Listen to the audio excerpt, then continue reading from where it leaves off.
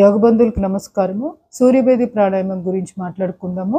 ముందుగా కుడి ముక్కు సూర్యనాడికి ప్రతీక, ఎడమ ముక్కు చంద్రనాడికి ప్రతీక. ఇది బేసిక్ తెలుసుకోవాల్సిన విషయం. దీంట్లో ఇప్పుడు మనం సూర్యభేది చేయాలి అంటే కుడి ముక్కు ద్వారా శ్వాస తీసుకోవాలి. అంటే ఇప్పుడు నేను ఎడమ చేత్తో ఎడమ ముక్కును మూసివేసి కుడి ముక్కు ద్వారా శ్వాస తీసుకుంటున్నా.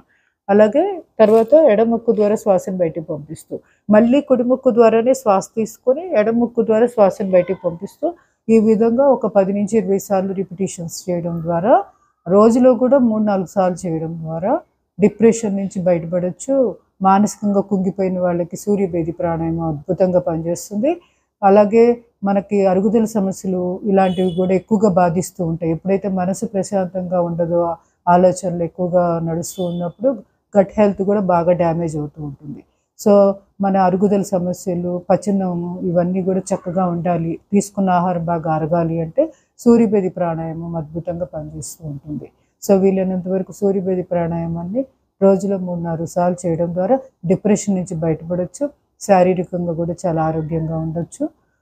అలాగే చిన్న పిల్లలు మరి ముఖ్యంగా ఎవరైతే బద్ధకంగా ఉంటూ వాళ్ళు ప్రతిదీ కూడా వాయిదాలు వేస్తూ ఉంటారు పనులు, వాళ్ళ చేత తప్పనిసరిగా సూర్యభేది ప్రాణాయామం చేయించాలి.